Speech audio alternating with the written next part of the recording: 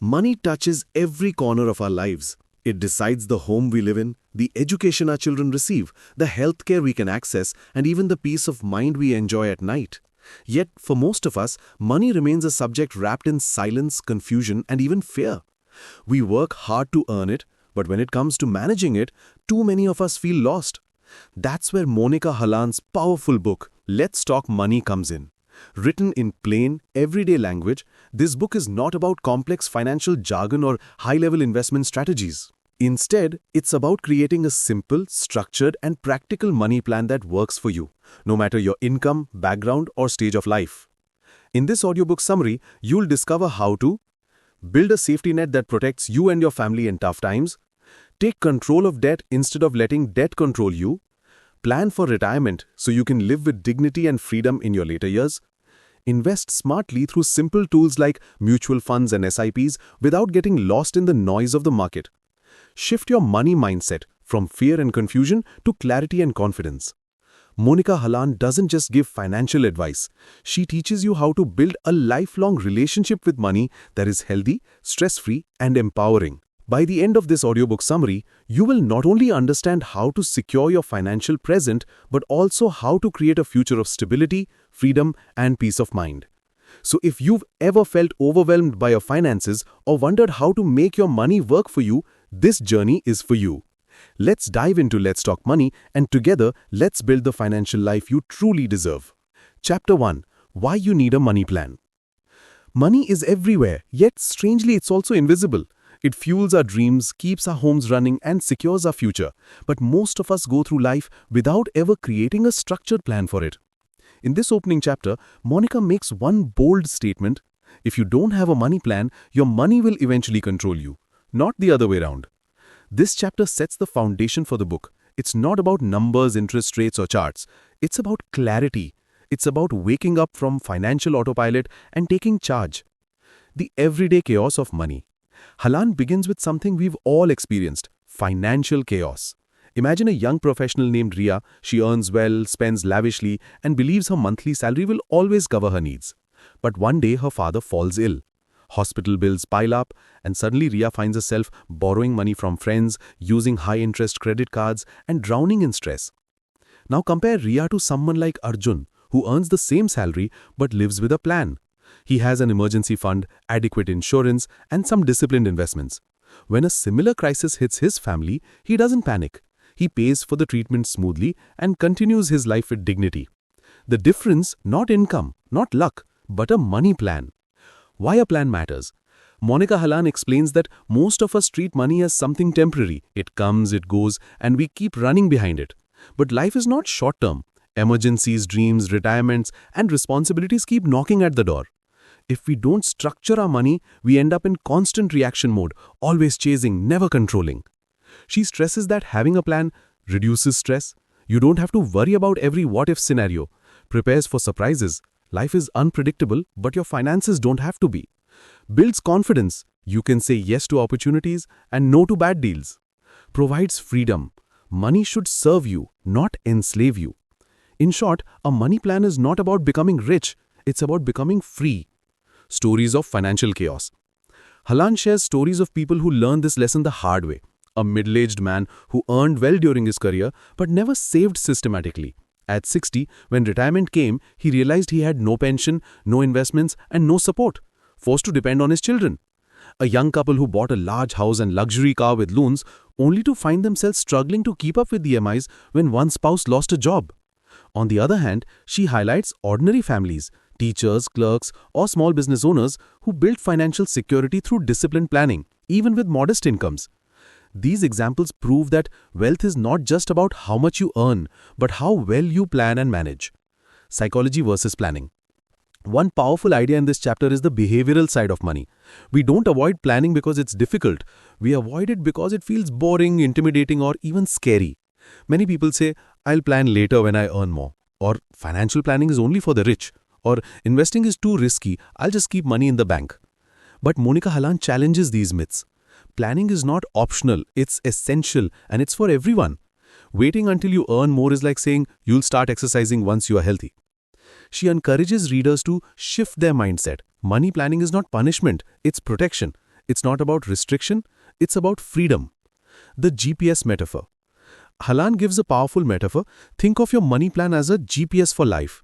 When you travel to a new place, you don't just drive randomly. You open Google Maps, set your destination, and let the GPS guide you. Without it, you may still reach your destination, but with stress, wasted time, and unnecessary detours. Your financial plan works the same way. It doesn't guarantee a smooth road, but it shows you the right direction, warns of bumps ahead, and ensures you arrive safely. Key elements of a money plan. While this chapter doesn't dive into details, those come later, it sets the stage by outlining the pillars of a good money plan. Income management, knowing where your money comes from and where it goes. Safety net, protecting yourself through insurance and emergency funds. Debt control, borrowing smart, not recklessly. Retirement, planning for a phase of life when your income stops. Investments, growing your money to beat inflation. Mindset, developing healthy financial habits. She emphasizes that without a framework, even high income is useless. Money flows in and out, but it leaves no lasting impact. The cost of no plan. Imagine two employees with the same salary. One invests small amounts regularly, the other spends freely thinking, I'll start saving next year. After 20 years, the investor is financially independent, while the spender is trapped in EMI payments and financial stress. Halan says the real cost of not having a money plan is not just financial, it's emotional. Stress, dependence, fights in families, and lost opportunities often come from poor money habits. She urges readers to stop being victims of money, instead become managers of money. Practical usage tips for Chapter 1. Let's close this chapter with action steps you can take right now. Acknowledge the need for a plan. Stop waiting for someday. Even if your income is small, start planning today. Assess your financial life. Write down your monthly income, expenses, debts, savings, and assets. Awareness is the first step towards control. Visualize your goals. Ask yourself, what do I want my money to do for me? Buy a home, educate my kids, retire early. Write these goals down. They'll shape your plan. Break the taboo of money conversations. Talk openly with your spouse or family about money. Silence creates confusion. Clarity creates teamwork. Commit to learning. Promise yourself that by the end of this journey, let's talk money, you'll not only understand your finances, but also control them. Narration close for Chapter 1. So the very first step is clear. You need a money plan. Without it, you'll always be at the mercy of circumstances. With it, you gain control, clarity, and confidence. The rest of this book builds on this foundation, guiding you through the practical steps to create a financial life that is not just stable, but stress-free. In the next chapter, we'll move to the first building block of financial clarity, understanding your cash flow, where your money comes from and where it goes. Let's continue. Chapter 2, Cash Flow is King. If Chapter 1 told us why we need a money plan, Chapter 2 shows us the very first step in building it, understanding our cash flow. Monika Halan puts it simply, if you don't know where your money comes from and where it goes, you don't control your money. Your money controls you. This chapter is about the lifeblood of personal finance, cash flow management. The household puzzle. Halan begins with a simple observation. In most homes, money flows in and out like water through a pipe. Salaries, business income, or freelancing earnings come in, while groceries, rent, EMIs, vacations, and bills flow out. But here's the problem. Most people don't know how much water is leaking from their pipe. She recalls a story of a middle-class couple, Anita and Rajesh. Both earned decently, but at the end of every month they felt broke. Despite their combined salaries, they had no savings, no investments, and often dipped into credit cards. When Anita finally sat down and tracked their expenses, she realized shocking truths. Daily food delivery bills were higher than their monthly grocery cost. Unused subscriptions were silently eating away thousands, and impulsive shopping trips were adding to clutter rather than value. The moment they saw this clearly, their relationship with money changed. Awareness turned chaos into control. Why tracking matters. Halan stresses that tracking expenses is not about cutting joy from life, it's about shining a flashlight into dark corners. Many people fear that tracking expenses means living miserably, but in reality, it's the opposite. Tracking gives freedom. When you know where your money goes, you can choose what matters and cut what doesn't. You stop wasting on things that add no happiness. You build confidence in handling emergencies. She compares it to dieting. People who count calories are not starving, they are simply aware. Similarly, people who track expenses are not misers, they are conscious. Needs versus wants. One key lesson here is learning to separate needs from wants. Needs are essentials: food, rent, utilities, insurance, basic transport. Wants are lifestyle choices: eating out, designer clothes, gadgets, luxury vacations. The problem arises when people treat wants as needs. That's when cash flow collapses. Halan gives a real-world example. She met a young professional who claimed he couldn't save. When they broke down their spending, it turned out he was spending 40% of his income on weekend parties and new phones every year. His needs were affordable, but his wants consumed his savings. Her advice is, enjoy your wants, but don't confuse them with needs. Your future depends on knowing the difference. The cash flow table. Halan introduces a simple but powerful tool, a cash flow table. It has just 3 parts: money in, income, salary, business, freelancing, rent, side hustles. Money out, expenses, essentials, EMIs, wants, discretionary spending. Balance, surplus or deficit. What's left at the end of the month? She urges readers to track this monthly at least for 3 months. It reveals patterns you never noticed. For example, you may think you spend little on coffee, but the table shows rupees 3,000 per month. You may feel insurance premiums are a burden, but they're just 2% of your income. This awareness is step 1 to building wealth. The surplus problem. Many people assume that as long as their income is higher than expenses, they are fine. But Halan warns against this trap. It's not enough to have a surplus. What matters is what you do with that surplus. If it just sits in your bank account, inflation quietly eats it away. If you spend it impulsively, it vanishes. But if you channel it into a structured investment plan, it becomes wealth. So the goal is not just to earn and spend. The goal is to create a positive, purposeful surplus every month. Lifestyle inflation. One of the biggest enemies of healthy cash flow is lifestyle inflation. When people get a raise, they immediately upgrade. A bigger car, a fancier phone, a more expensive neighborhood. While it feels like progress, in reality it often keeps them trapped in the same financial stress. Their income grows, but so do their expenses, leaving savings flat. Halan shares the story of 2 colleagues who both got promoted. One upgraded everything instantly, while the other continued her modest lifestyle and invested her raise. 10 years later, one was still working paycheck to paycheck, while the other had built serious wealth. The lesson? Don't let lifestyle grow faster than income. Cash flow leaks. Halan asks readers to find their money leaks. These are small regular expenses that don't feel big individually, but silently eat away wealth. Examples include gym memberships never used, subscriptions forgotten, daily takeout meals, unnecessary banking fees. She advises reviewing bank statements and credit card bills every quarter. Highlight recurring charges and ask, do I really need this? The 50-30-20 rule. To make cash flow simple, Halan introduces the 50-30-20 rule. 50% of income, needs, rent, food, utilities, insurance. 30% of income, wants, entertainment, travel, lifestyle. 20% of income, savings or investments. This is not rigid, but gives a starting point. Adjust according to your lifestyle, but always ensure that at least 20% flows into the future. Stories of transformation. Halan shares inspiring stories of people who turned their financial lives around just by mastering cash flow. A teacher earning a modest salary but tracking every rupee. She lived simply, avoided waste, and invested steadily. By retirement, she had more savings than colleagues who earned double. A corporate manager who always complained about low salary until he tracked expenses and found out he spent nearly 25% of his income on weekend trips. By cutting down just half, he'd redirected funds into investments and built wealth over 5 years. The common thread? Cash flow discipline beats high income without discipline. Practical usage tips, Chapter 2.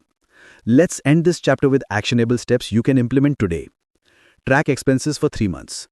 Write down every expense or use apps like Walnut, MoneyView, or simple spreadsheets. Awareness is step 1. Separate needs from wants. Make 2 lists. Ask yourself honestly, can I survive without this? If yes, it's a want. Plug money leaks. Cancel unused subscriptions, automate bill payments to avoid late fees, and cook at home more often. Apply the 50-30-20 rule. Adjust according to your lifestyle, but always save and invest at least 20%. Beware of lifestyle inflation. When you get a raise, increase investments first, then increase lifestyle spending. Create a monthly cash flow table. Income minus expenses equals surplus. Assign surplus directly to investments before you spend it. Narration close for Chapter 2. Cash flow is king of personal finance. Without control over your money's movement, no financial plan can succeed. This chapter teaches us that it's not about how much you earn, it's about how much you keep and where it goes. By mastering cash flow, you build the foundation for wealth, security, and freedom. In the next chapter, we'll explore the second pillar of a strong financial life, building your safety net. Because before you invest, you must protect yourself and your family. Chapter 3. Why our money habits matter. Money isn't just about numbers on a bank statement or figures in a spreadsheet. It is deeply connected to our behavior, upbringing, and the habits we unconsciously form over years. In this chapter, Monika Halan stresses that money management is less about IQ and more about behavior. You don't need to be a genius to create wealth. You need discipline, habits, and consistency. Halan explains that the reason most people struggle with money is not lack of income, but poor money habits. People overspend, live beyond their means, delay saving, or take on unnecessary debt. Over time, these habits compound into financial stress, insecurity, and dependence on others. Conversely, good habits like saving regularly, spending wisely, and investing with patience also compound, but in the opposite direction. They build financial freedom. Key stories and examples. 1. The tale of two earners. Imagine two friends, both earning rupees 1 lakh per month. One spends lavishly, always upgrading gadgets, eating out, and taking expensive holidays. He saves little, thinking he will save later when income grows. The other friend spends thoughtfully, sets aside at least 20 to 30% of income, and invests it systematically. After 10 years, both might be earning far more than before, but their financial positions are dramatically different. One has built wealth, the other has debt and stress. This story demonstrates a timeless truth. It's not how much you earn, but how much you keep and grow that matters. 2. Behavior greater than knowledge. Halan draws from research and behavioral finance insights. Even people who work in financial services often make poor personal money decisions. Why? Because money behavior is influenced by emotions, fear, greed, envy, impatience, not by knowledge alone. For example, a banker may know all about mutual funds but still spend recklessly or panic sell investments when markets fall. Thus, cultivating discipline and self-control is far more powerful than memorizing financial formulas. The compounding effect of habits. Habits are like invisible forces shaping your financial destiny. Halan gives a relatable analogy. Just like eating a samosa daily won't harm you instantly, but over years leads to health issues. Reckless financial habits don't destroy you overnight, but quietly erode your future. On the flip side, even small good habits, like saving 500 rupees a week or avoiding unnecessary EMIs, don't feel significant today, but in 10 to 20 years, they create massive positive results. This shows the power of compounding, not just in investments, but also in behavior.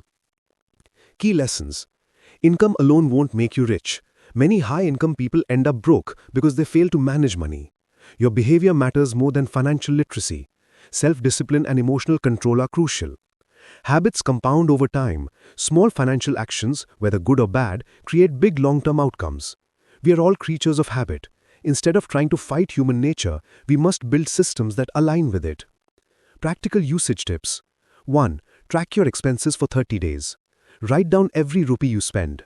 At the end of the month, categorize expenses into needs, wants, and waste. This simple exercise creates awareness and helps you identify where money leaks. 2. Create a save first habit. Instead of saving what's left after spending, reverse the process. Save 20 to 30% the day your salary comes in and live on the rest. Automate this using SIPs. 3. Delay gratification. Before making a purchase, wait 48 hours. Often the urge fades, helping you avoid impulse buying. 4. Set simple money rules. For example, never borrow for depreciating items like phones, clothes, or vacations. Always have at least 6 months of expenses as an emergency fund. Increase SIP contributions every year by 10%. 5. Review your habits quarterly. Just as companies review performance every quarter, review your personal money behavior. Are you overspending? Have you invested as planned? Are you sticking to your rules? Closing thought for this chapter. Money habits are like the operating system of your financial life. If the system is weak, no matter how powerful the apps, income, investments, opportunities, everything crashes. But if the system is strong, even modest inputs create powerful outcomes. By shaping better money habits today, you design a secure and abundant tomorrow. Chapter 4. Busting Money Myths. Money is one of the most misunderstood areas of life. We hear half-truths from friends, myths from family, and biased advice from sales agents. Over time, these myths shape the way we think about wealth, often leading us to make poor choices. In this chapter, Monika Halan pulls apart the most common money myths and replaces them with facts that can actually build financial security. She reminds us that money myths often sound wise because they've been repeated for years, but most of them either come from old realities that no longer exist or from people trying to sell something. Unless we challenge these myths, we stay trapped in financial confusion. Major money myths and their truths. Myth 1. Insurance is an investment. For decades, Indians have been told that buying a life insurance policy doubles up as an investment. Parents and uncles insist that a policy is the safest way to save. But Halan reveals the truth. Insurance is not an investment, it is protection. She explains how traditional endowment or money-back policies give you a false sense of security. They offer low returns, often less than inflation, and lock up your money for decades. The only real purpose of life insurance is to protect your family if something happens to you. And for that, a simple term insurance policy is the best option. Low premium, high cover. Truth. Buy insurance for protection, not for returns. For investment, use mutual funds, PPF, or other financial products. Myth 2. Gold is the safest and best investment. Indians love gold, whether in jewelry, coins, or bars. Generations have passed down the belief that gold equals wealth. While gold does hold cultural and emotional value, Halan points out that as a financial investment, it's not efficient. Why? Because gold does not produce income. Unlike stocks, which generate dividends, or bonds, which pay interest, gold just sits there. Over long periods, gold only keeps up with inflation. It does not create real wealth. Truth. Gold is useful for diversification, but it should not be the backbone of your portfolio. Limit gold to around 5 to 10% of your investments. Myth 3. Real estate always gives the best returns. Another deeply ingrained belief is that buying property is the ultimate path to wealth. Parents encourage children to take huge loans to settle down with a house. But Halan explains that this myth no longer holds true. For years, real estate prices in India grew rapidly, but in recent times, the sector has slowed. Properties now often remain unsold for years, maintenance costs are high, and liquidity is low. You can't sell your house overnight if you need cash. On top of this, loans for real estate mean people spend decades paying EMIs, often sacrificing other important financial goals like retirement or children's education. Truth. Real estate is not always the best investment. A house to live in is important, but avoid blindly buying property as an investment. Instead, focus on financial assets like mutual funds, which offer liquidity and transparency. Myth 4. Fixed deposits are safe and enough. The older generation swears by fixed deposits. We love nothing more than FDs. They see them as safe and guaranteed. But Halan explains the hidden risk: inflation. If inflation is 6% and your FD gives 5%, you're actually losing money in real terms. Over 20 years, this silent erosion of wealth leaves savers vulnerable. Truth. FDs are fine for short-term needs or emergency funds, but not for long-term wealth creation. For goals 10 to 20 years away, equity mutual funds offer better growth. Myth 5.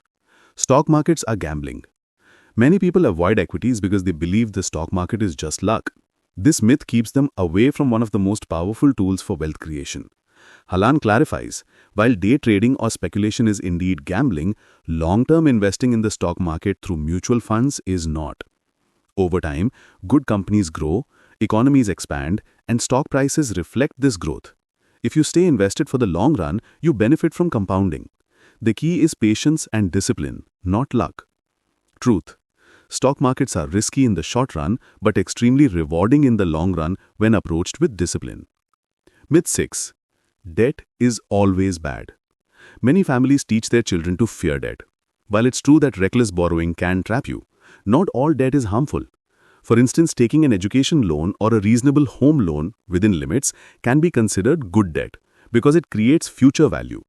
The problem arises when people borrow for consumption, gadgets, vacations, weddings. Truth. Debt used wisely and sparingly can build assets. Debt used for lifestyle destroys financial stability. Key lessons from this chapter. Don't confuse products. Insurance is not investment. Gold is not wealth creation. Update old beliefs. What worked 30 years ago may not work today. Real estate and FDs aren't the only safe havens. Inflation is the silent enemy. Any investment that does not beat inflation is losing value. Equity is essential. Avoiding stock markets due to fear or myths means missing out on long-term growth. Debt must be managed, not feared. Use it strategically, avoid it emotionally. Practical usage tips. Audit your beliefs. Write down what you currently believe about money.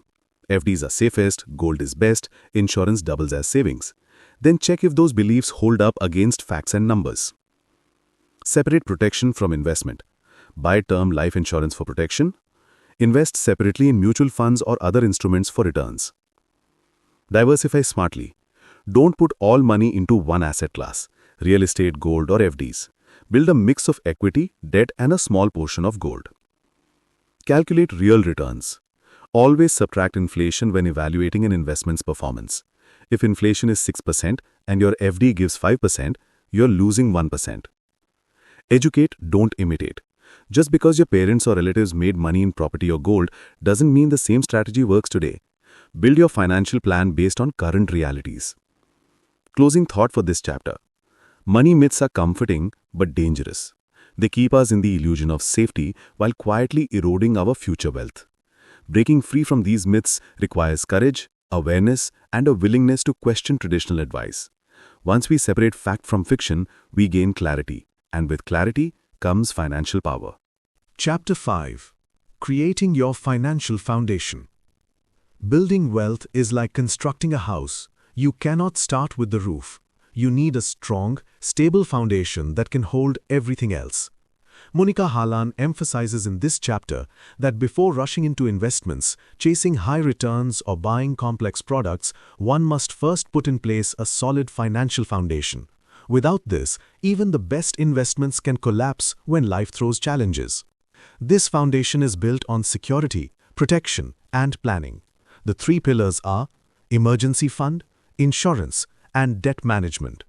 Only after these are in place should you focus on investing for wealth creation. 1. The role of an emergency fund. Life is unpredictable. A medical emergency, sudden job loss, or urgent repair can derail financial stability. Many people lacking backup funds end up taking loans or selling investments at a loss. Halan highlights that an emergency fund is your first line of defense. It should cover at least 6 to 12 months of household expenses, depending on your risk profile. For example, a salaried individual with stable income may manage with 6 months' worth, while a freelancer with uncertain income may need a year's buffer. Story: Ramesh versus Meera. Ramesh was a software engineer, never created an emergency fund. When the pandemic hit and he lost his job, he had to liquidate his mutual funds at a huge loss and borrow from relatives. In contrast, Meera, also in the same field, had built a 9-month emergency fund. Even though she faced the same job loss, her savings helped her stay afloat without stress. Lesson: an emergency fund turns a crisis into an inconvenience, not a disaster. 2. The right insurance cover. Life insurance. Halan stresses again that insurance is not about returns, it is about protection. If you have dependents, life insurance ensures your family can maintain financial stability in your absence. Term insurance is the best choice. Low premiums, high coverage. Rule of thumb: your cover should be at least 10 to 15 times your annual income. Health insurance. Medical costs in India are rising sharply. Depending only on your company's health insurance is risky. Jobs change, coverage may be insufficient, and policies may end at retirement. Halan advises having a personal health insurance policy in addition to your employer's one. Without health insurance, one hospitalization can wipe out years of savings. Other insurances. She notes that vehicle insurance is mandatory, and disability insurance is often overlooked but crucial, especially for high-risk jobs. 3. Managing debt wisely. Debt is like fire, useful if controlled, destructive if ignored. Halan divides debt into Good debt, loans for building future value like education or reasonable home loans. Bad debt, borrowing for consumption, credit cards, personal loans, EMIs for gadgets. The rule is simple. Keep good debt manageable. EMIs should not exceed 30 to 40% of monthly income. Eliminate bad debt as quickly as possible. Story: Ankit's EMI trap. Ankit was a young professional. He loved the EMI option. Phone, TV, sofa, even vacations, everything was on EMI. His monthly salary was good, but almost 70% went into repayments. When an emergency arose, he had no liquidity and had to borrow more. This cycle kept him financially stuck for years. Lesson: debt reduces freedom. Living within your means is the first step towards financial independence. 4. Building the foundation step by step. Halan gives a stepwise action plan to create financial security before investing. Step 1. Build an emergency fund in a liquid safe instrument, savings account or liquid mutual fund. Step 2. Buy adequate life insurance if you have dependents. Step 3. Buy health insurance for yourself and your family. Step 4. Eliminate high-interest debt like credit cards or personal loans. Step 5. Only then start long-term investing. This sequence ensures that you don't build wealth on shaky ground. Key lessons from this chapter. Wealth creation starts with safety, not returns. An emergency fund prevents financial panic. Insurance protects against life's uncertainties. Debt should be managed, not ignored or abused. A solid foundation gives confidence to invest boldly. Practical usage tips. Calculate your emergency fund. Add up your monthly expenses, multiply by 6 to 12. That's your target. Park it in a liquid mutual fund or high-interest savings account. Buy term insurance online. Avoid agents pushing endowment policies. Choose a trusted insurer, compare online, and take pure term insurance. Get health insurance early. The younger you are, the cheaper the premium. Buy before health issues arise, otherwise exclusions will apply. Do a debt audit. List all loans and EMIs. Mark which are good and which are bad. Create a repayment plan to eliminate high-interest loans first. Follow the sequence. Don't rush into stock markets or mutual funds before securing your basics. Stability first, then growth. Closing thought for this chapter. Your financial foundation is your safety net. Without it, wealth building is like building a skyscraper on sand. It will eventually collapse. But once your foundation is strong, every rupee you invest works with confidence, knowing your future is protected. Chapter 6. The Art of Budgeting and Spending Smart. Most people think budgeting means cutting back, restricting or depriving themselves. But Monika Halan reframes budgeting as a tool for financial freedom. Far from being about sacrifice, it is about control and choice, deciding where your money goes instead of wondering where it went. In this chapter, Halan teaches how to design a budget that doesn't feel suffocating, helps you enjoy life today, and secures tomorrow. She blends practical tools with human psychology, showing how to outsmart spending temptations and align money with values. 1. Why budgeting matters. Without a budget, most people live paycheck to paycheck, regardless of their income. They fall into the trap of lifestyle inflation. Every time their salary increases, their expenses rise just as fast. As a result, they never feel rich, no matter how much they earn. Budgeting provides awareness and intentionality. It reveals spending leaks, forces prioritization, and ensures money flows towards what truly matters. As Halan says, a budget is not about denial, it's about direction. 2. Understanding spending psychology. Halan emphasizes that money decisions are emotional. Advertisements, peer pressure, and social media push us to spend on status, not needs. For example, you upgrade to the latest phone not because your old one is broken, but because everyone around you has it. You order food delivery multiple times a week, not because you're hungry, but because of convenience or boredom. Recognizing these triggers is the first step to controlling them. Story. The case of Sneha's salary. Sneha, a young marketing professional, earned Rs 60,000 a month. Despite decent income, she never had savings. On tracking expenses, she realized she was spending over 15,000 monthly on cab rides, coffee and impulse shopping.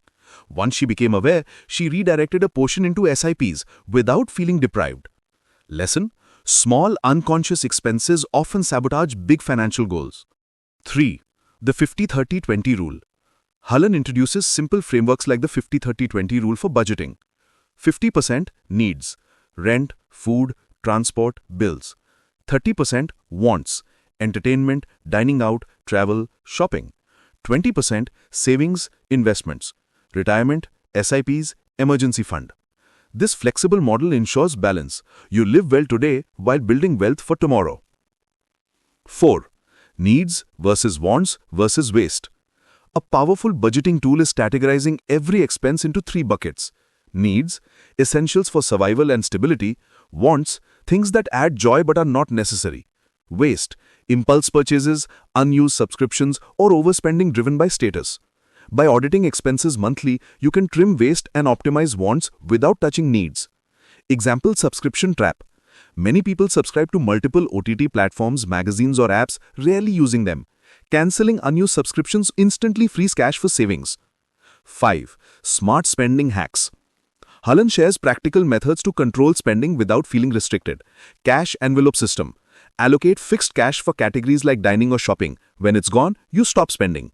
48-hour rule. For non-essential purchases, wait 48 hours. If you still want it, buy. Otherwise, skip. Automate savings first. Save at the start of the month, not the end. This makes budgeting easier. Use lists. Never shop without a list, whether for groceries or gadgets. Lists reduce impulse buying. Cap lifestyle inflation. When income rises, increase savings before increasing expenses. 6. Align spending with values. Halan argues that smart spending is not about cutting everything, but about spending on what brings genuine happiness. For example, if travel is important, allocate budget for it guilt-free, but cut back ruthlessly on things you don't care about but spend on due to pressure. This alignment creates satisfaction and prevents both overspending and oversaving. 7. Budgeting in the Indian context. Many Indian households still follow informal budgeting methods like keeping money in separate envelopes for groceries, rent, and bills. Halan suggests modernizing these methods with digital tools like budgeting apps or spreadsheets, but the principle remains the same: assign every rupee a role. Key lessons from this chapter. Budgeting is freedom, not restriction. It gives control over money. Awareness of spending triggers is more important than complex tracking. Frameworks like 50-30-20 rules simplify financial planning. Categorizing into needs, wants, waste helps cut leaks. Align money with values. Spend on what matters, cut what doesn't. Practical usage tips. Track for 1 month. Note every expense. At the end, classify into needs, wants, waste. This creates immediate clarity. Set spending limits. Fix a maximum amount for discretionary categories like dining or shopping. Use cash or digital budgeting apps to monitor. Apply the 48-hour rule. Pause before buying non-essentials. This reduces impulse buying by half. Automate savings. Set up SIPs and transfers right after salary credit. Treat savings as a bill you must pay yourself. Review quarterly. Every 3 months, review your budget. Are you overspending on wants? Are savings on track? Adjust accordingly. Closing thought for this chapter. A budget is not a prison, it's a map. Without it, you drift aimlessly, spending on what others value. With it, you take control, spending consciously on what matters to you. The art of budgeting transforms money from a source of stress into a tool for happiness and freedom. Chapter 7. The Power of Compounding and Early Investing. If there's one principle that underpins all wealth creation, it is compounding. In this chapter, Monika Halan explains why compounding is often called the 8th wonder of the world and why starting early matters more than starting big. She reveals how time, patience, and consistency in investing can create outcomes that seem almost magical but are actually mathematical. 1. Understanding compounding.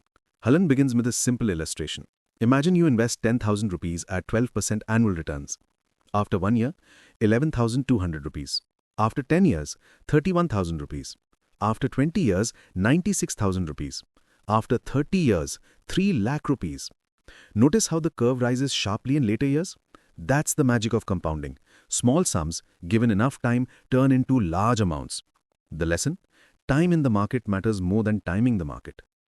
2. The cost of delay. The most powerful way to see compounding is by comparing 2 investors. Story: Ritu versus Aman. Ritu starts investing 5,000 rupees a month at age 25 and stops after 10 years. Aman starts investing 5,000 rupees a month at age 35 and continues till age 60. At age 60, Ritu, who invested only for 10 years, ends up with more money than Aman, who invested for 25 years. Why? Because her money had more time to compound. The lesson? When it comes to compounding, starting early beats investing more later. 3. The discipline of staying invested. Many investors break the compounding cycle by pulling out money too soon, out of fear when markets fall, or out of excitement to splurge when investments grow. Halan stresses that interruptions kill compounding.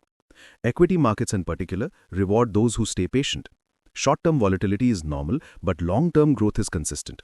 Those who panic and withdraw lose the benefit of time. 4. The power of small sums. Another myth is that you need large amounts to start investing. Halan dispels this by showing how even small sums, when invested consistently, build wealth.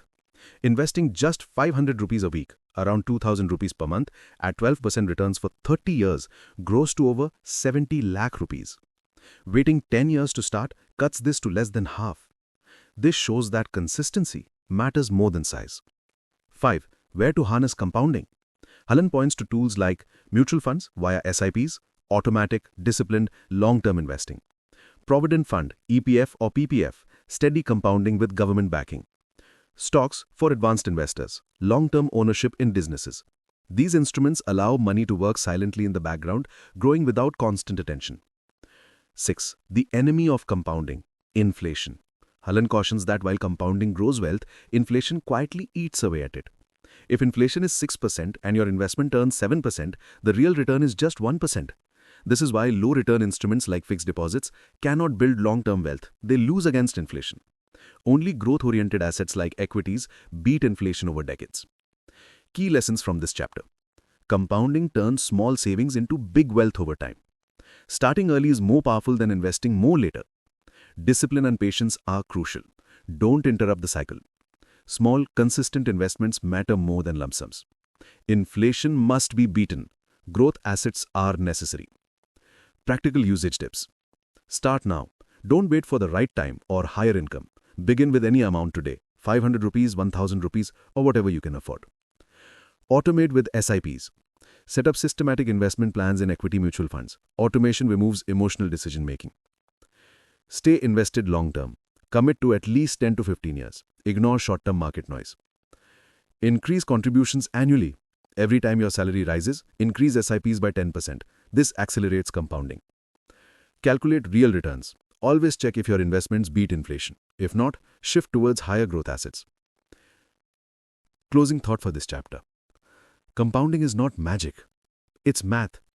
But to unlock its magic, you need the rare ingredients of time, patience, and discipline.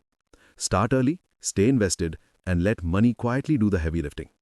The earlier you begin, the sooner financial freedom becomes not a dream, but a certainty. Chapter 8. Debt, the double-edged sword. If there's one financial tool that has ruined as many lives as it has built, it is debt. In this chapter, Monika Halan gives us a candid, almost hard-hitting reality check on debt. She calls it a double-edged sword, a tool that can either help you build wealth when used wisely or destroy your financial future when abused. Most people think of debt as an unavoidable part of modern life. Home loans, car loans, credit cards, and personal loans are everywhere. Banks and lenders encourage borrowing, advertisements glorify instant loans, and society normalizes living on borrowed money. But Monika cuts through the noise. Debt is not income, it's a claim on your future. The core idea: debt steals from tomorrow. When you borrow money today, you are essentially saying, I am willing to reduce my future freedom for present comfort. Used responsibly, like for buying a house or investing in education, debt can be a stepping stone. But used recklessly, for luxury cars, vacations, or impulse purchases, it becomes a financial prison. Monika explains that the danger of debt is not just the interest rate, it's the psychological trap it creates. Borrowing becomes addictive, spending feels easier, and soon your future income is already mortgaged before you've even earned it. Story: Amit's credit card spiral. Amit was a young IT professional. He loved gadgets, branded clothes, and fine dining. His credit card made all this possible. Easy swipe, no immediate pain. At first, he paid his bills on time. But one month he overspent and couldn't pay the full amount. He chose the minimum balance option, thinking it was harmless. What Amit didn't realize was that credit card interest rates can go as high as 36 to 40% annually. Within a year, his 50,000 rupees outstanding balance ballooned into 1.2 lakhs. He had no savings, no investments, and his salary was being eaten up by debt repayments. This is how debt traps begin. Not with huge loans, but with small, easy-to-ignore balances that grow silently. Good debt versus bad debt. Monika makes an important distinction. Not all debt is bad. Good debt, loans that create long-term assets or increase your future earning power. Examples, home loan, education loan. These debts can be justified because they improve your financial position over time. Bad debt, loans that fund consumption or depreciating assets. Examples, credit card debt, personal loans for vacations, EMIs for luxury goods. These debts drain your future without giving you lasting value. She stresses that even good debt must be handled cautiously, because any loan is ultimately a commitment of your future income. Story, the Sharma family's home loan. The Sharma family wanted to buy a house. They took a home loan with EMIs that consumed 50% of their monthly income. At first it felt manageable, but soon every other financial goal, children's education, retirement savings, emergency fund, was compromised. What they thought was good debt turned into financial stress because they overborrowed. Monika advises, your total AMIs should not exceed 30 to 35% of your income. Beyond that, debt stops being helpful and starts suffocating. Common mistakes with debt. Monika lists out traps people fall into. Living on credit cards, treating credit as income, taking personal loans for lifestyle expenses, weddings, vacations, festivals, over-leveraging on home loans, buying bigger homes than needed, not reading the fine print, hidden charges, penalties, variable interest rates, using debt for investing, borrowing to buy stocks or risky assets, a recipe for disaster. How to get out of debt. If you're already in debt, Monika provides a step-by-step roadmap to escape the trap. Stop borrowing immediately. Cut off new credit cards or loans until you stabilize. List all your debts. Write down principal, interest rate, and EMI for each. Pay off high-interest loans first. Focus on credit cards and personal loans before home or education loans. Negotiate with lenders. Sometimes banks allow restructuring or lower interest rates. Increase income, reduce expenses.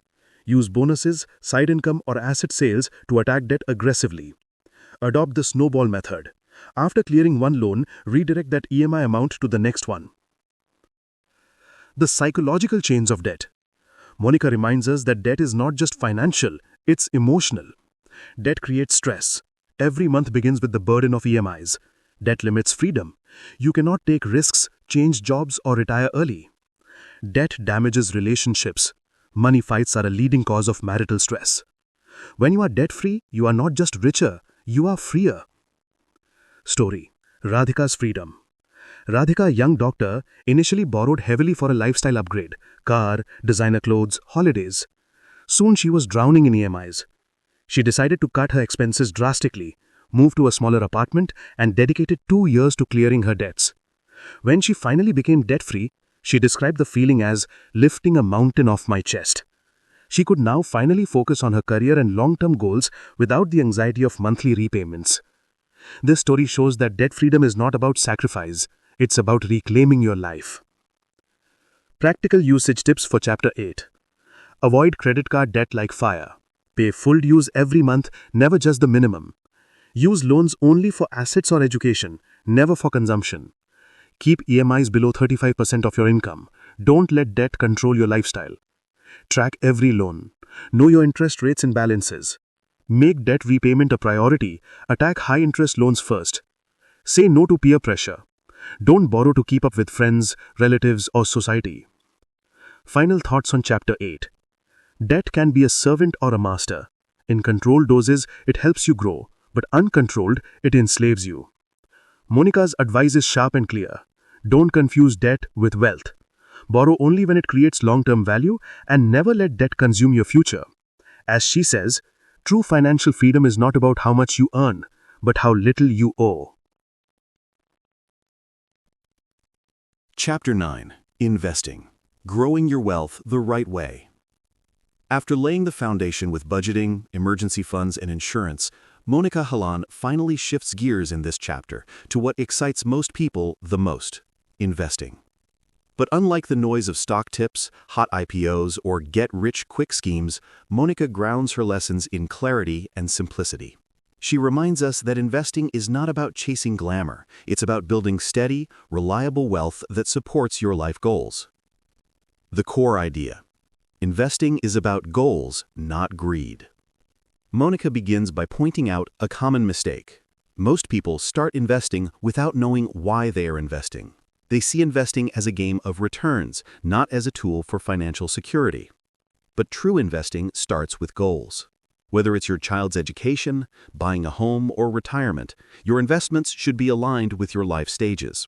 She explains that without goals, investing becomes speculation.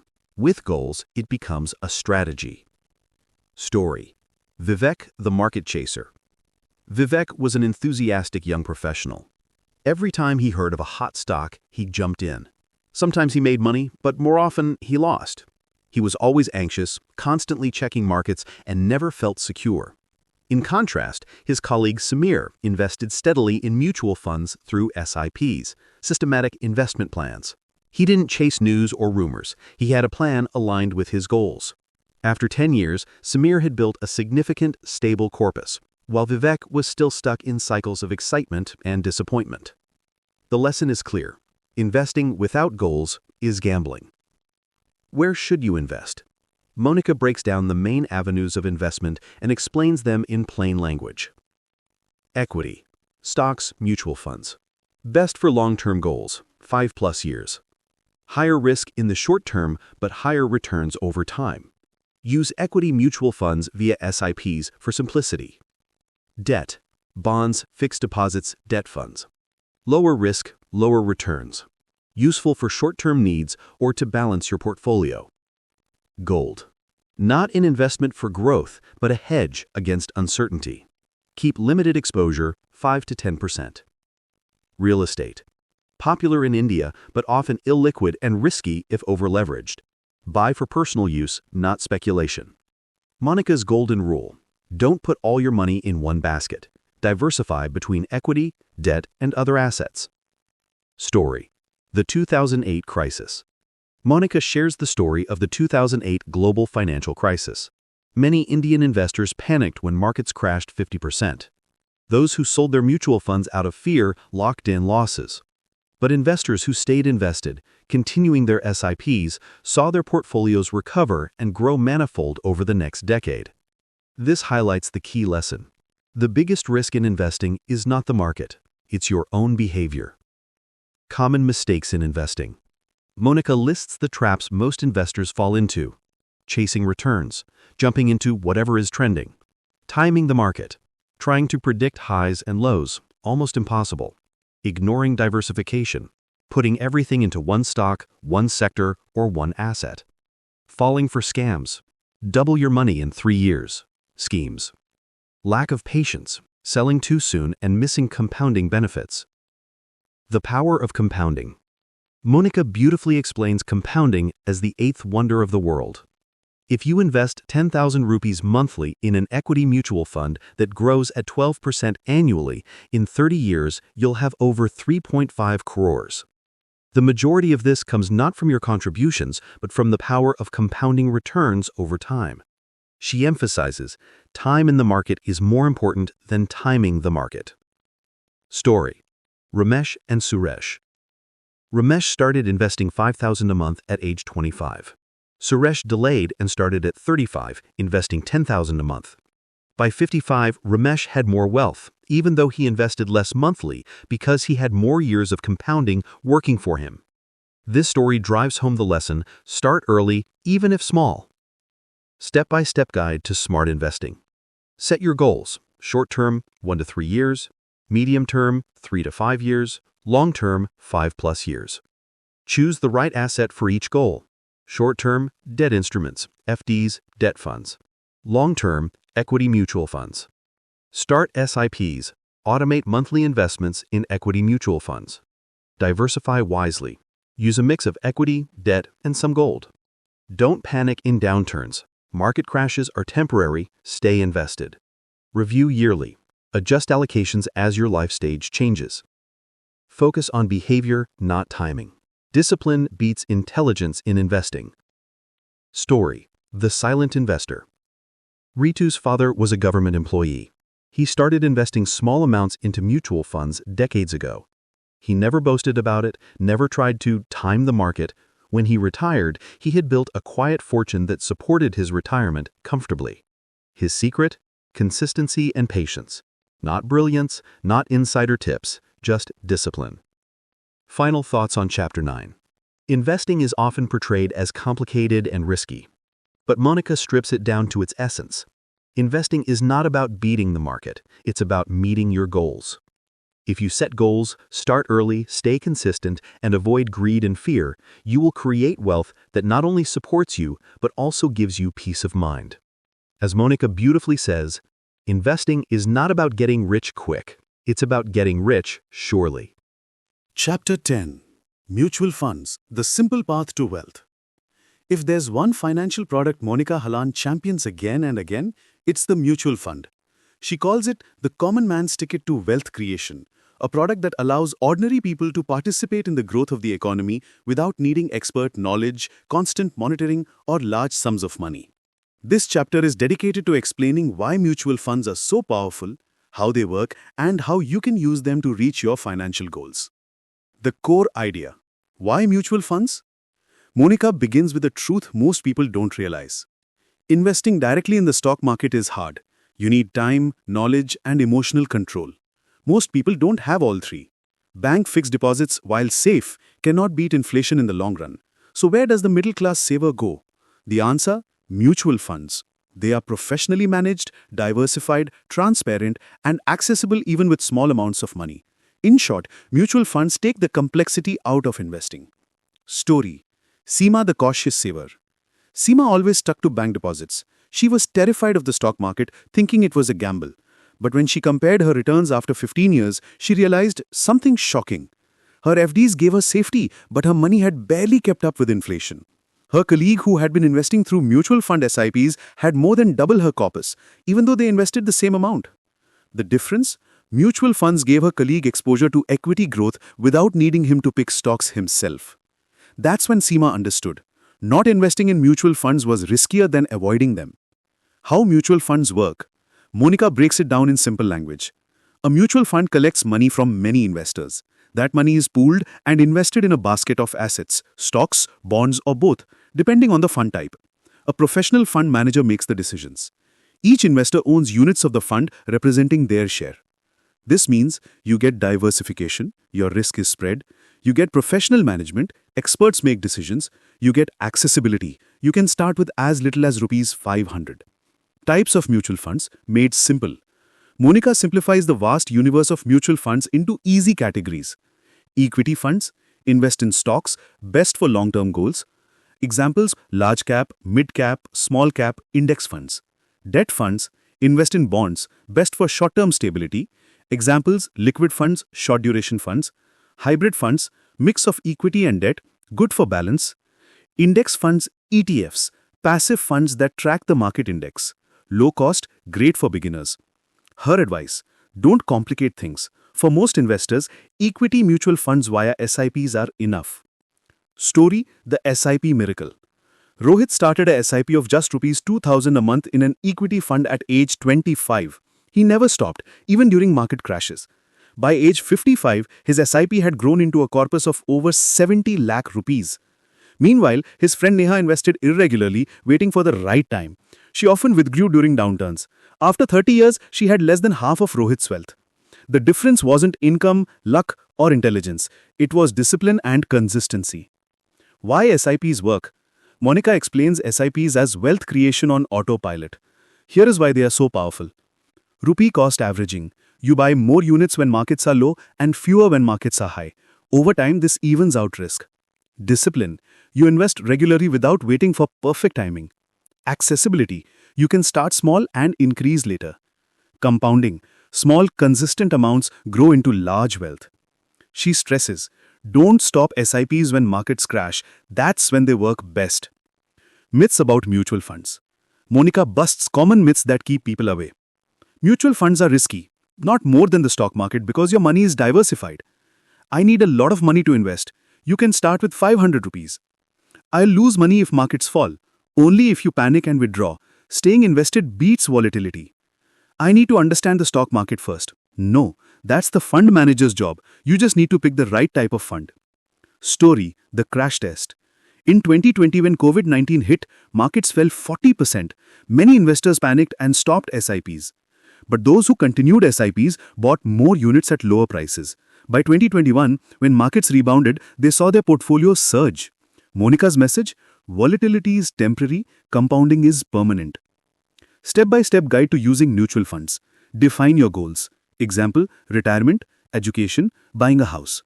Choose fund type based on goal horizon. Short term, less than 3 years, debt funds. Medium term, 3 to 5 years, hybrid funds. Long term, 5 years plus, equity funds. Start SIPs, even small amounts matter. Choose direct plans over regular plans. They have lower costs. Review once a year. Don't over-monitor. Stay invested. Don't stop SIPs during downturns. Practical usage tips for Chapter 10. Don't over-diversify. 3 to 4 mutual funds are enough. Index funds are great for beginners. They are low cost and steady. Stick to SIPs. Don't try to time the market. Use direct mutual funds. Avoid unnecessary distributor commissions. Link each SIP to a goal. For example, one SIP for retirement, another for child's education. Have patience. Give equity funds at least 7 to 10 years. The big lesson. Monika repeats this line like a mantra. Mutual funds sahi hain.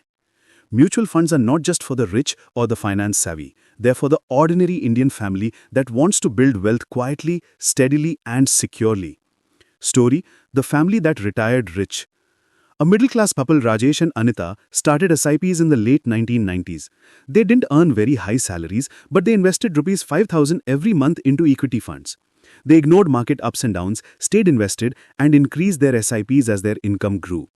By the time they retired, their corpus was over 2 crore rupees, enough to live comfortably without financial stress. Their children who saw this discipline also began SIPs early. The wealth-building habit passed on to the next generation. This story shows the true power of mutual funds, not just wealth, but financial culture. Final thoughts on Chapter 10. Mutual funds are the bridge between fear of the stock market and the dream of wealth creation. They are simple, disciplined, and effective. They allow ordinary people to grow their money with professional management even if they don't understand finance deeply. Monika's advice is crystal clear. Start now, start small, start with SIPs. Stay invested, stay disciplined, stay patient. If you follow these steps, mutual funds will take care of your wealth building journey. As Monika concludes, mutual funds are not magic, they are method. But when you stick to the method, the results will feel like magic. Chapter 11. How much insurance do you need? When it comes to personal finance, insurance is often misunderstood. Many people in India buy insurance products not because they understand them, but because they were sold to them, often by a relative, friend, or a persuasive bank executive. Monika Halan opens this chapter with a bold statement. Insurance is not an investment, it is protection. And that single line clears the fog. Insurance is not meant to make you rich. It is meant to protect your family from financial devastation if something unexpected happens to you. In this chapter, she explains why insurance matters, how much you really need, and how to avoid the traps of bad products. The core idea. The purpose of insurance: to replace lost income in case of untimely death and to cover large unpredictable expenses like hospitalization. What insurance is not? It is not a wealth creation tool. Mixing insurance with investment, as in endowment or ULIPs, usually means you get neither good insurance nor good returns. Halan calls such products toxic financial cocktails. They are expensive, opaque, and deliver poor outcomes. Story: Ramesh's costly mistake. Ramesh was a 35-year-old father of 2. He had 5 LIC policies. Every year he paid Rs 1.5 lakhs in premiums. He felt secure because he thought he had enough insurance. But when Monika asked him how much cover he had, he was shocked. The total sum assured across all 5 policies was just 12 lakhs. If Ramesh were to pass away, would 12 lakhs be enough for his wife and children to live on? Absolutely not. The mistake was Ramesh had been paying for investment-linked policies that gave him poor coverage and low returns. He needed at least 1 to 2 crore of pure term insurance, not 12 lakhs of bundled insurance. This story repeats itself in millions of households. People spend lakhs on premiums but end up underinsured. Why term insurance is the only real insurance? Monika emphasizes that the only insurance you need to protect your life is pure term insurance. Term insurance is simple. You pay a premium, and if you die during the term, your family gets the sum assured. If you survive, you get nothing. That's because it's protection, not an investment. Term insurance is cheap. A 1 crore cover can cost less than 1,000 rupees per month if bought young. Effective. It provides real security for dependents. Transparent. No hidden charges or confusing structures. In contrast, products like ULIPs and endowment mix investment and insurance, resulting in high costs, low returns, and inadequate cover. Her verdict is simple. Buy term insurance. Avoid everything else. How much insurance do you really need? Halan gives a practical formula.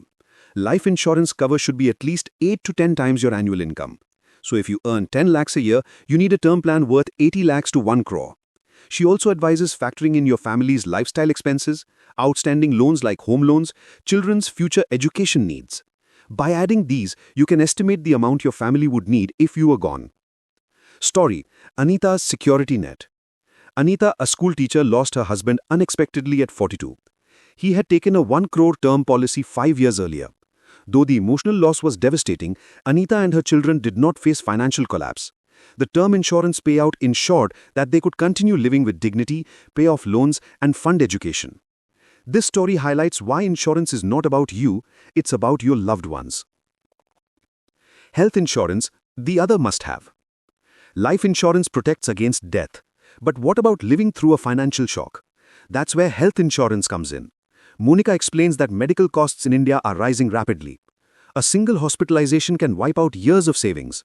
Depending only on employer-provided insurance is risky because it may not be enough. It ends if you lose your job.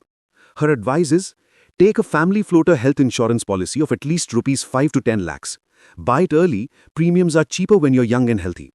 Don't skip it, thinking you'll never fall ill. Health emergencies are unpredictable. Common insurance mistakes. Mixing insurance with investment. ULIPs, money-back plans and endowment policies eat away both wealth and protection. Underestimating cover needs. Having rupees 10 lakhs of cover when your family needs rupees 1 crore is meaningless. Relying only on employer's insurance. Jobs change, coverage ends, and limits are too low. Not disclosing medical history. Hiding conditions can result in claim rejection. Always be honest.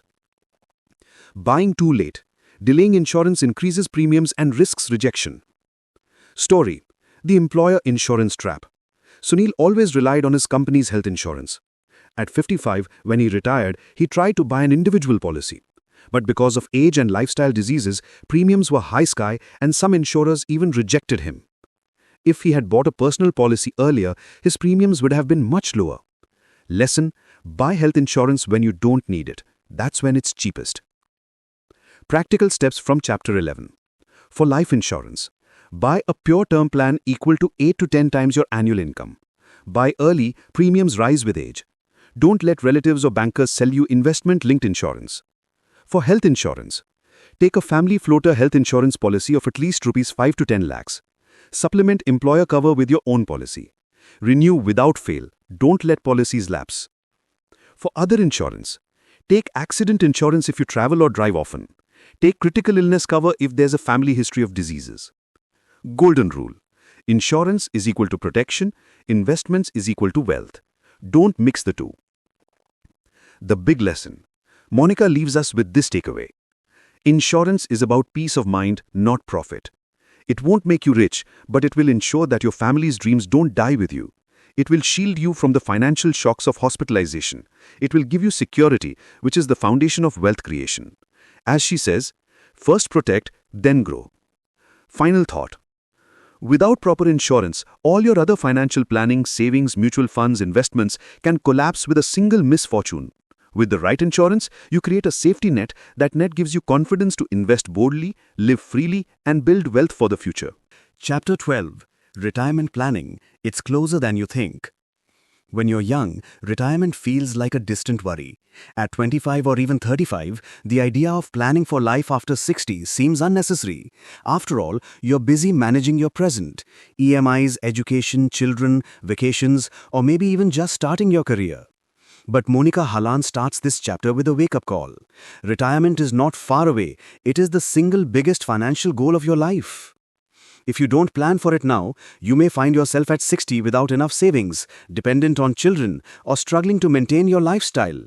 In this chapter, she explains why retirement planning is urgent, how to calculate your needs, and how to build a reliable nest egg using the right tools. The core idea: retirement is inevitable. You will stop working one day by choice or by force, and when you do, your income stops, but your expenses don't. Medical costs will rise, inflation will erode the value of money, longevity means you may live 20-30 years post-retirement. Thus, without a plan, you risk running out of money when you need it most. Monika's central message is simple: retirement planning is not optional, it is survival planning. Story: The Dependent Parents. Ravi was a young IT professional. He always believed he would take care of his parents. But when his father retired with little savings, Ravi suddenly found himself juggling his own EMIs, children's fees, and his parents' medical expenses. This not only strained his finances, but also created emotional stress in the family. The lesson: relying on children for retirement is unfair and risky. Every generation has its own financial struggles. You must plan for your own independence. How much do you need for retirement? Monika provides a simple framework. Estimate your monthly expenses today. Let's say it's 50,000 rupees per month. Factor in inflation. In 30 years, with inflation at 6%, that 50,000 rupees will become around 2.8 lakh rupees per month. Estimate retirement duration. Assume 25 years after age 60. Calculate the corpus. You will need crores, not lakhs, to fund this. Roughly, at least 3 to 5 crore rupees depending on lifestyle. This may sound overwhelming, but the earlier you start, the easier it becomes thanks to compounding. Story: Two colleagues, two futures. Meena and Arvind both joined the same company at 25. Meena started a retirement SIP of rupees 10,000 a month in equity mutual funds. Arvind decided to wait until I earn more. By 55, Meena's investments had grown into over 5 crore rupees, thanks to compounding over 30 years. Arvind finally started at 40, but by 55, he had barely 1 crore rupees. The difference wasn't income, it was time. Monika calls this the cost of delay. Every year you postpone retirement saving, you lose the magic of compounding. The three-stage model of retirement planning. Halan simplifies retirement planning into 3 stages. 1. Accumulation phase, 20s to 40s. Focus: building wealth. Tools: equity mutual funds, NPS, EPF, PF. Key: aggressive investing with long-term vision. 2. Consolidation phase, 40s to 50s. Focus: protecting accumulated wealth. Tools: balanced mutual funds, partial debt allocation. Key: gradually reducing risk while still growing. 3. Distribution phase, 60 plus. Focus: generating income from corpus. Tools: SWPs, systematic withdrawal plans, annuities, senior citizen savings schemes. Key: stability and regular income. By following this phased approach, you not only build wealth but also protect it when you need it most. Retirement tools you can use. Monika highlights the best instruments for retirement planning. EPF, PF, safe, tax efficient but limited returns. NPS, National Pension System, long-term, tax-friendly, and offers market-linked growth. Equity mutual funds, the most powerful tool for wealth creation over decades. PPF for stability, good for conservative allocation. Real estate, optional, can provide stability but don't rely solely on it. Her advice: use a mix of equity and debt with higher equity in your younger years. Story: The real estate trap. Many Indians believe property is the best retirement plan, but Monika warns real estate is illiquid, hard to sell, and its growth has slowed. Take the case of Suresh, who bought 2 flats as retirement assets. At 65, when he needed cash, he couldn't sell them quickly. Buyers offered half the price. Meanwhile, his medical bills piled up. The lesson: don't put all your retirement money into property. Liquidity is critical in old age. Retirement planning mistakes to avoid. Starting late. Every year of delay makes the goal harder. Relying only on children. Your kids are not your retirement plan. Depending only on FDs. FDs can't beat inflation over decades. Ignoring health costs. Medical inflation is higher than general inflation. Withdrawing PF early. Many young people cash out PF when changing jobs. This destroys long-term compounding. Story: the PF withdrawal habit. Pooja changed jobs every 3 to 4 years and withdrew her provident fund each time. After 20 years, she had almost nothing left for retirement. If she had left her PF untouched, it would have become a substantial retirement base. Lesson: provident fund is not free money, it's your retirement backbone. Practical steps from Chapter 12. Start today. Even a small SIP of Rs 5,000 can grow into crores if started early. Allocate wisely. Use equity for growth, debt for stability. Increase contributions. Raise SIPs by 10% every year as your income grows. Don't touch retirement corpus. No matter what, don't dip into retirement savings for short-term needs. Plan for healthcare. Keep separate funds or insurance for medical costs. Review at milestones. Rebalance portfolio every 5 years. The big lesson. Monika sums it up beautifully. Retirement is not the end of life. It is the beginning of financial independence if you plan for it. If you fail to plan, you may end up dependent, insecure, and stressed. But with foresight, you can enjoy freedom, dignity, and peace in your later years. Final thought. Retirement planning is not about age, it's about mindset. The earlier you start, the more freedom you'll have later. By saving and investing systematically, you ensure that you don't just survive after retirement, you thrive. As Monika concludes, don't wait for retirement to plan for retirement. Start now. And that brings us to the end of Monika Halan's Let's Talk Money. Over these chapters, we've learned that money is not just about numbers, but about clarity, discipline, and choices. From building an emergency fund to investing wisely, from protecting ourselves with insurance to writing a will. Every step has been about creating a life of freedom and security. Remember, wealth is not built overnight. It grows quietly, through consistent habits and a clear plan. The tools are simple, but the power lies in putting them to use. If this audiobook summary gave you clarity, imagine what your life will look like when you start applying these lessons today. Thank you for listening to Audio Growth Library, where books turn into breakthroughs for your life. Don't forget to subscribe, share this with someone you care about, and keep compounding your growth one book at a time. Until next time, take charge of your money and let your money take care of you.